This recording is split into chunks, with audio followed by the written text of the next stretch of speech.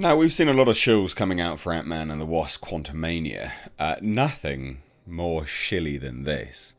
This is an article on Variety of box office analysts discussing whether Marvel should be concerned that, Ant-Man and the Wasp Quantumania is a box office bomb. Because it is. Second week drop-off is the biggest in MCU history so far.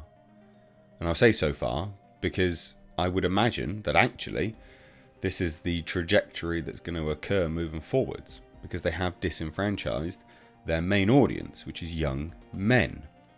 And we know that because the second week demographics were revealed and most young men abandoned Ant-Man and went to go watch Cocaine Bear instead.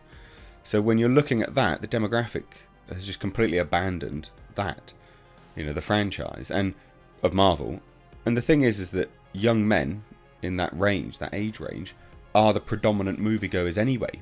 So you disenfranchise them, you're disenfranchising the bulk of your audience. Anyway, so it's a really interesting article, and it just highlights the lengths that these individuals will go to, I guess, to keep that cash cow flowing. So let's dive into that today. Please do hit subscribe, ladies and gents. Hit the thumbs up button and share the video. So this is the article in question.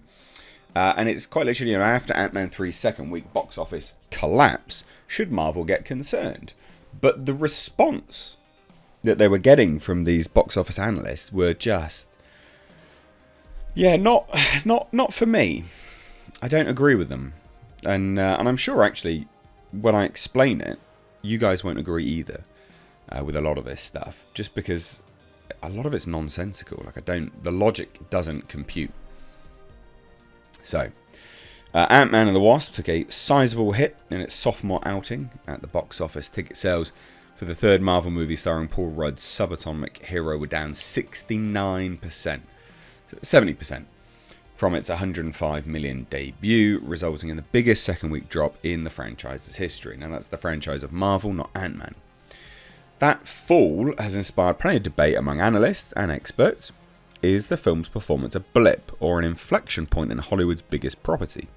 The answer is likely somewhere in between, according to senior Comscore analyst Paul Dugaradibidian. There you go, that was that name, wasn't it? I said that perfectly. So now here we have it. Second week's go, anything in the 70% realm is pretty significant. Yes, it is. But then he goes to say, but movies that open with over 100 million are generally front-loaded. In some cases, the bigger they are, the harder they fall comes into play. Yes, and to analyse that, Marvel movies are always front-loaded. It's not, because a lot of people are comparing it to Avatar. This is not a comparison to Avatar. Avatar as a property has never been front-loaded. But Marvel movies always are front-loaded. And the thing about this, when you comment on it and you say, well, movies that open with over 100 million are generally front-loaded in some cases. True, right? That is true. But that's actually more cause for concern than anything else. Because if your movie is opening to only just over $100 million, which that one did, worldwide, $225 million open, that's really bad because the budget was astronomically high. Pre-marketing, it's over a $200 million budget. So when you're looking at that from that perspective, that's very bad. Now, it would be a different story if the budgets were small. If the budgets to these movies were much, much smaller, there's literally nothing to worry about. But it's because the budgets are so bloody big. That's where the concern comes into play.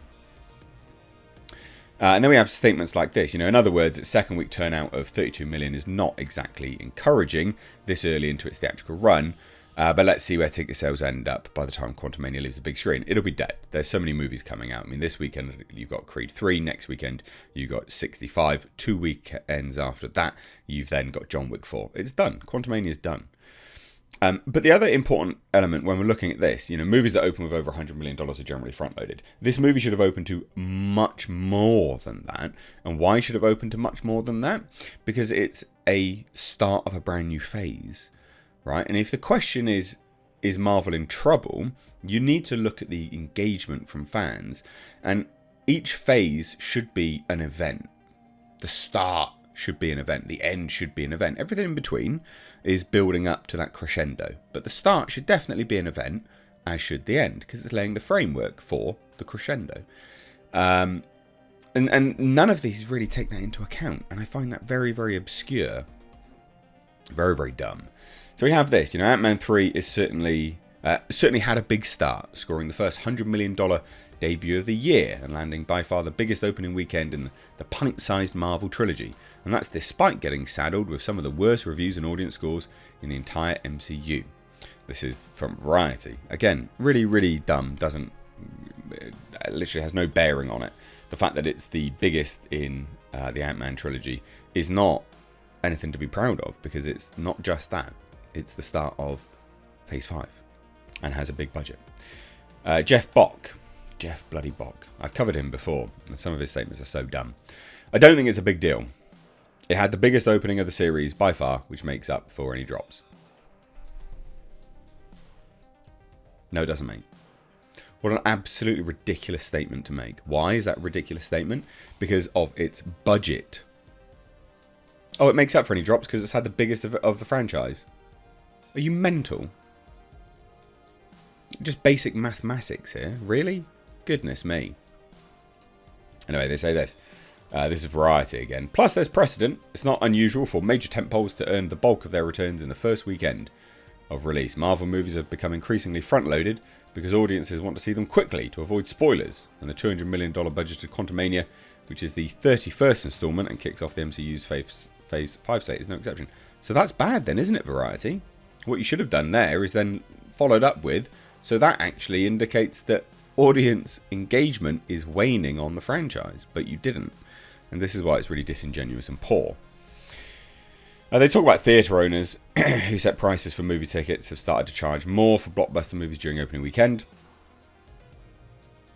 Second week drops in attendance. What? That doesn't make any sense. That means that the first and second week should be fairly level. That's super, super dumb as well. They say this, coming off a holiday weekend doesn't help either. Sean Robbins, Box Office Pro. What? But the opening wasn't good. You're mental. The opening wasn't good either. These people are so disingenuous. It's outrageous. And then we have these comments from Robbins again. The loyal fans are going to show up no matter what. Yes, but they didn't. The increasingly front-loaded nature and occasionally divisive reception of some of their recent films might not necessarily be worrying to the brand overall, as long as the core fan base remains. But they haven't remained. None of these people mention any of that at all.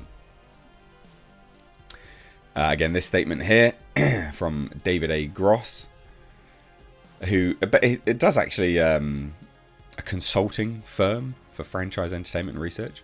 The opening weekend number was a big step up from Ant-Man 2, so we know the fan base is still excited. I'd be surprised if it meant anything long-term or serious in terms of the quality of the Marvel brand. Just because it's a step up does not mean the fan base is excited. That doesn't... The fan base of what? Ant-Man? Sure, I guess. Where's the budget taken into account there, though? It's not. Where's the fact that this is a Phase 5 start? It's not. What are you doing? Anyway, and then we have this from Bock again. You aren't going to always get a grand slam, but Marvel is hitting more home runs than anyone. No, they're not, actually. Of late, they actually haven't been. In fact, they have been hitting a lot of bombs. A lot of their movies have not been making money lately. In fact, they've barely been breaking even. I mean, Black Panther 2, that was not good for Marvel. That was not good at all. But no, I thought you'd find this interesting. I just wanted to cover this just to talk about it because I find it bizarre, I guess. The lengths that they'll go to. Because it does seem like a lot of cope here. But let me know what you think down below. Love to hear it. This is mainstream media through and through. Cheers, guys. Take care.